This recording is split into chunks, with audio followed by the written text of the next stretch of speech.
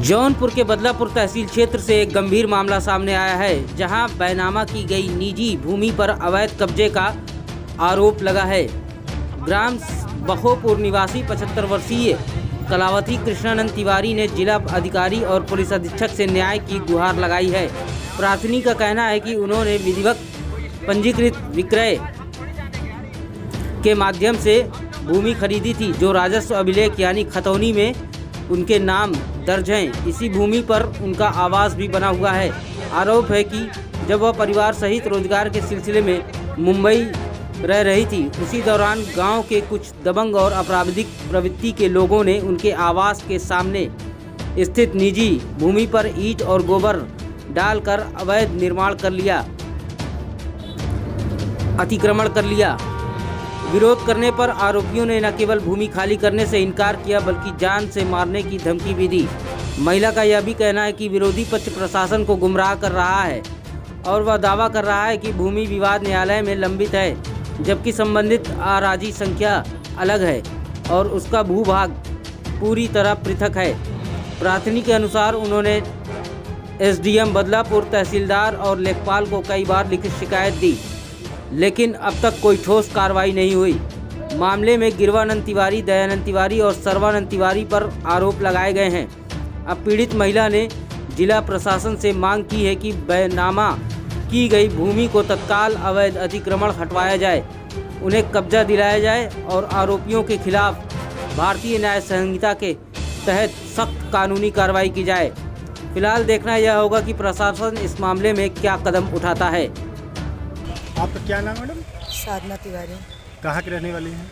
मैं बदलापुर, गांव बखोपुर है। बदलापुर तहसील है। हाँ, बदलापुर तहसील थाना रहने के लिए कौन सा है बखोपुर, बदलापुर। यहाँ आप कलेक्ट्रेट क्यों आई थी? यहाँ आई थी डीएम साहब से मिलने के लिए, कप्तान साहब से मिलने के लिए। मुझे कोई मेरा मदद नहीं कर रहा है। मैं आज 1 साल से परेशान हो रही हूँ। मैं ज़मीन बैनामा कराई हूँ, मेरे सास के नाम बैनामा है, पर मेरे जो पड़ोसी हैं पटीदार के, वो ज़मीन कब्जा कर लिए हैं। क्या उनका नाम है?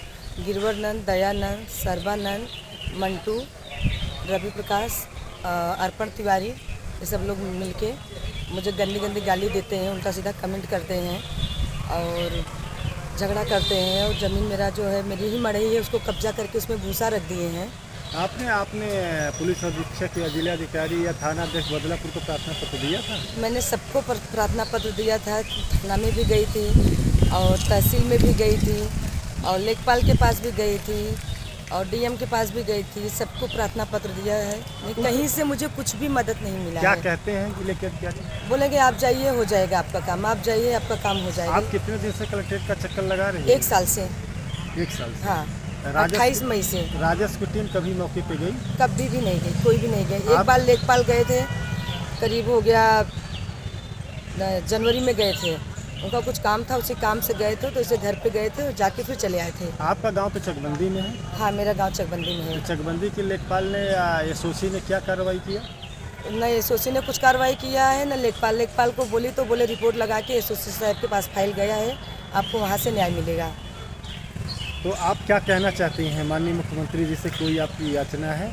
मुख्यमंत्री जी से मेरा यही है कि जो मेरा ज़मीन है, मैं बैनामा कराई हूँ, मुझे मेरा ज़मीन मिलना चाहिए और कुछ भी नहीं। जिन लोगों ने जो सच है वही जिन होना लोगों चाहिए। ने आपकी ज़मीन कब्जा किया है, क्या उनके खिलाफ आपने कोई मुकदमा भी पंजीकृत कराया है?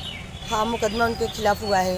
वो पिस्तौल लहरा रहे थे, धमकी दे रहे थे सोशल मीडिया पे। आपको मारने की? हाँ, मारने के लिए वो हुआ है, पर उस पर कोई कार्रवाई नहीं। मुकदमा तो हो गया है, लेकिन वो खुलेआम घूम रहे हैं, आते हैं, जाते हैं घर के पास। अभी आपको अभी भी? हाँ, अभी भी धमकी दे रहे हैं। पुलिस अधीक्षक जौनपुर से आप क्या मांग करेंगे? उनसे यही मांग करूँगी, उनके खिलाफ उनको अरेस्ट किया जाए और जो सच है वही कार्रवाई किया जाए। अगर आपको ज़मीन पे कब्जा भूमाफियाओं के द्वारा नहीं मिला, अगर आपकी ज़मीन को कब्जा करके ही रखते हैं, तो आप अगला कदम क्या होगा आपका? मैं यहाँ आके भूख हड़ताल करूँगी, यहीं पड़ी रहूँगी, नहीं देंगे तो आत्मदाह करूँगी, लेकिन मुझे मेरा ज़मीन तो चाहिए। आपको आपकी ज़मीन? हाँ, मुझे मेरा ज़मीन, क्योंकि मेरे पास ज़मीन नहीं है। मेरा पुराना ज़मीन भी वो लोग ने ले लिया है।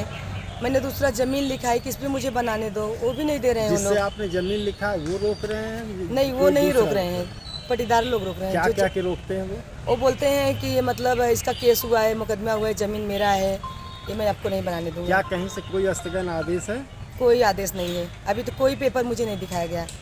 जबरन गुंडइयों को हाँ कर रहे जबरन गुंडाई कर रहे हैं। आपने क्योंकि यहाँ के दबंग लोग हैं, वो लोगों गांव के कितने लोग हैं ना, सबके साथ उन्होंने ऐसे किया है। आपने बदलापुर पुलिस या पुलिस अधीक्षक को इस घटना के बाबत हाँ, अवगत कराया? कराया है। 1 साल से करा रही हूँ मैं, 1 साल से जा रही हूँ। वहाँ का फोटेज निकालेंगे, मैं 2-2, 3-3 घंटा जाके वहाँ चौकी में बैठती हूँ। मेरी मदद करिए। मैं शाम को 7-7, 8-8 बजे तक चौकी से निकली हूँ।